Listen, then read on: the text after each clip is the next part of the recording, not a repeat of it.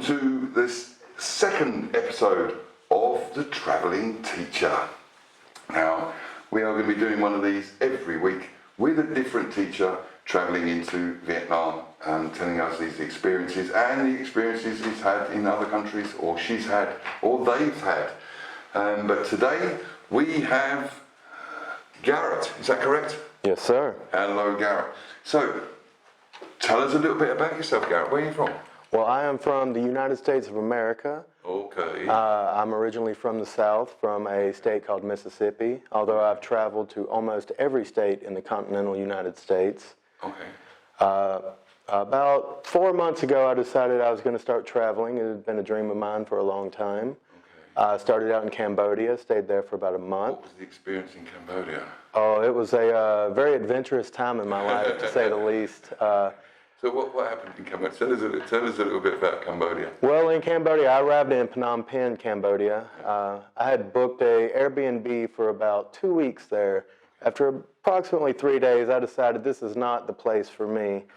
Why not, though? It's way too densely populated. There's too much crime, and it's just not enjoyable. Okay. So I decided to go to Siem Reap.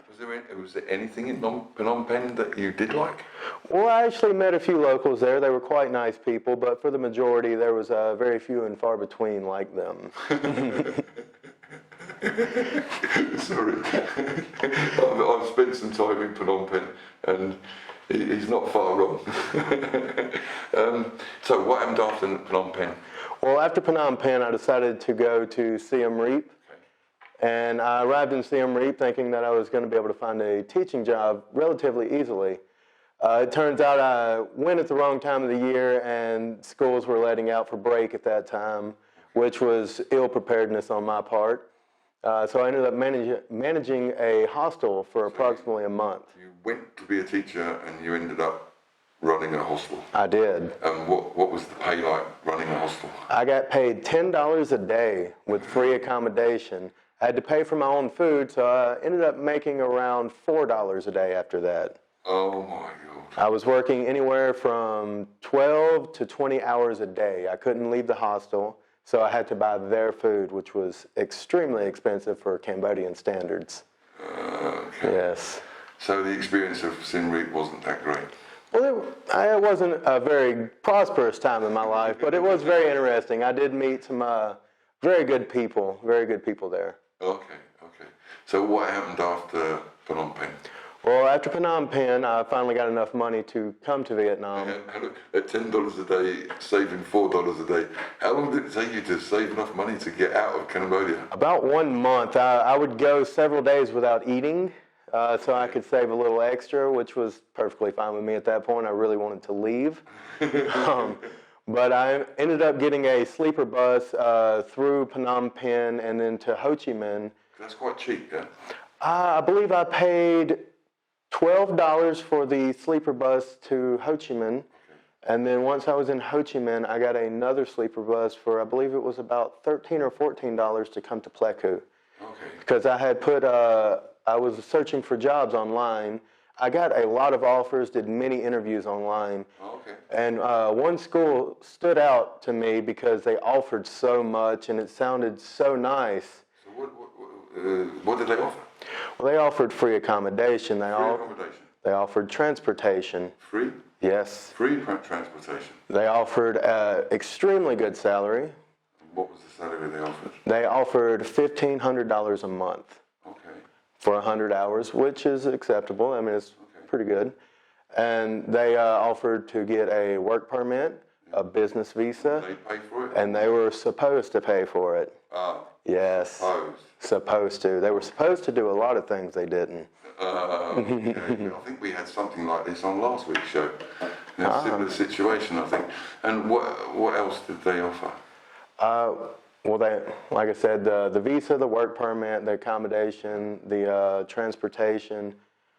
I believe that was most of what they offered right there. Oh, okay, that's if you got it, that's pretty good. It is, especially with the salary. Yeah. And what was it like working for the company? Oh, it was absolutely atrocious. Absolutely atrocious. No, I came and had really high hopes of it. It seemed really good to begin with. Yeah. After about 2 days, I realized I was mistaken in my actions of coming here. Oh. Yes, everything they promised, they did not follow through with. So how did that make you feel? I was very off-putting, to be honest. Was it? How did like the security? How did you feel on? Oh my God, I'm in a foreign country and. Oh, it's terrifying. Absolutely terrifying. I'm in a foreign country. I'm at this company's mercy, and they're doing me extremely wrong. I worked a little over a month for them. Okay. I come in at the end of a work month and did a full week. I did 25 hours of work that 1 week. Which is substantial. 25 hours doesn't sound like a lot, but it's 25 hours. That's 100 hours a month. Yeah, it's substantial work. Yeah. And they were supposed to pay me, I believe it was close to, I don't want to quote it because I don't remember exactly what it was, but it was quite a lot. They ended up paying me 200,000 dong, which is next to nothing. How did that happen? They had several days where they had activities and training courses and things like that they would send me an email and say, if you would like to attend, please let us know. Yeah. Which I assume means if you're going to attend, then tell us. So that's what it sounds like. Yes, so I didn't respond to these. And so you was taking the option of not going. Okay. Yes, and then they ended up doxing my pay about $1 million, or $1 million dong. $1 million? Yes. Hey man, these teachers earn money. Sorry, $1 million dong. $1 million. Per one I didn't go to, that's more than I would have made going to these things. They fined you for not going to something they invited you to? Yes. Or gave you the option of not going? And they were unpaid too, so I would not have made any money at these places. Oh, wow. So, let me get it right. So, you was asked if you'd like to go. Yes. And you didn't respond because they said, please, was it? They said, please respond if you plan to attend. Please respond if you plan to attend. So you didn't plan to attend, so you didn't respond. Exactly. Makes sense. And then you got fined? Approximately $1 million dong per event, which they didn't tell me directly after. They let me get my paycheck before they threw that on me. Yes. Boy. This sounds very much like last week's company, by the sounds of it. What was the company's name? Venus English Center. Oh my God, it is the same company. Oh no. It is the same company as last week's show. I didn't realise you were both working for the same company. Oh yes, it's a horrible company. Horrible company. They tend to fool a lot of foreigners coming here, from what I hear. Doesn't sound like a very good company. What do you think of the actual kids? I mean, the education, are they learning? Well, honestly, I did my best to teach the kids with the materials they provided. They would not let you use any resources they had to actually do the classes. So what tools did they offer you? They didn't offer it. The only thing they offered is they had a bin of flashcards that were just disorganized and thrown in a box. Maybe you could find something, maybe not.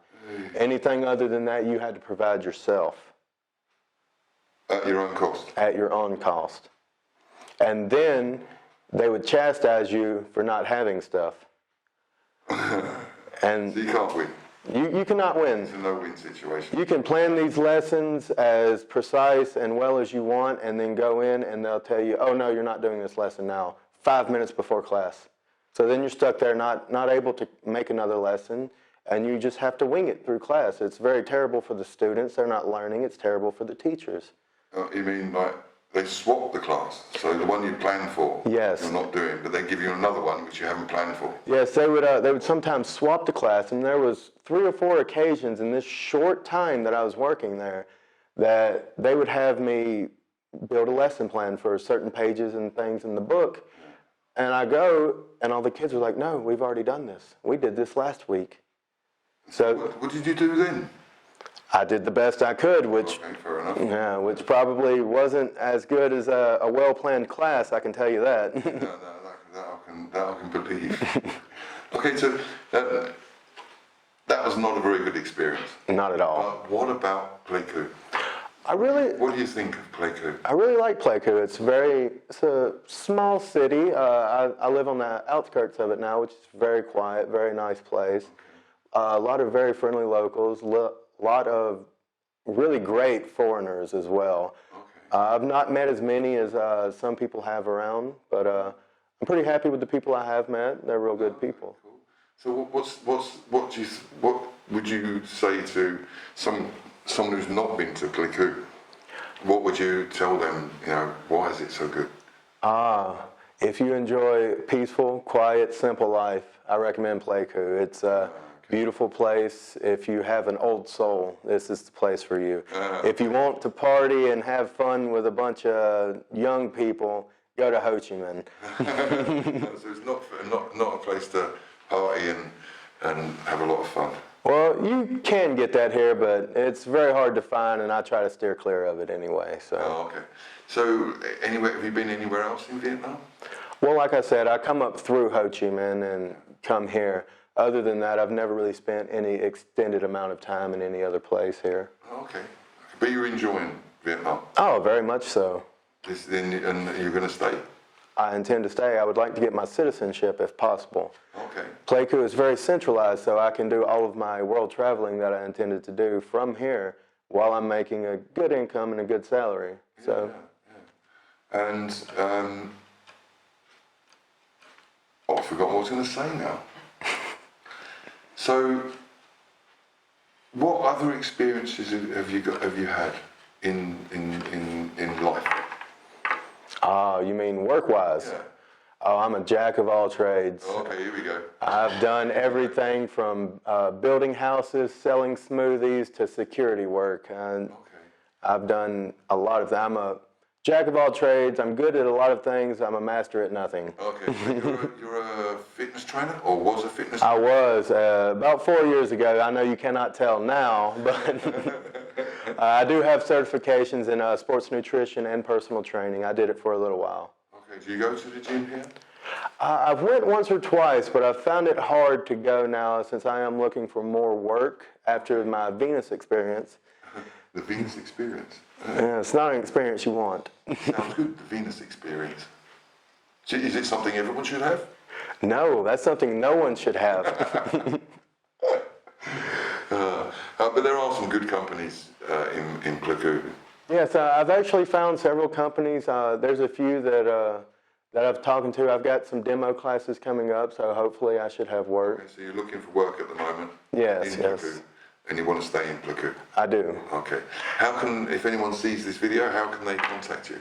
They can contact me via my email or phone number. Okay. And we'll place Garrett's phone number along the bottom here, so you can contact him directly. And your phone number is? I got a brand new phone, so it's a Vietnamese number. Okay. Very tricky. So we'll find out what the phone number is, and we'll put that along here as well. So if you want to contact Garrett for some work, or you have some work for him, or you'd like to just have a chat with him, contact him on his email or his telephone number. Thank you for joining us on today's show, Garrett. Absolutely. Thank you for having me. Interesting that we've had two guests and both had the same problems. Still, okay. Next week we'll have another teacher. We don't know who that's going to be either. We never know who we're going to have. But we will have another teacher, or it may even be someone from the education department. Who knows? But we will be producing another one of these short videos next week. So we'll see you next week.